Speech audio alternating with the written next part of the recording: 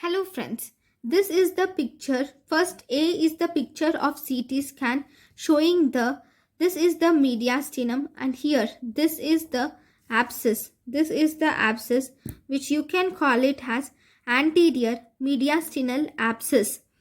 Whereas this is the coronal CT, which is demonstrating the anterior mediastinal abscess here along with some associated lung changes.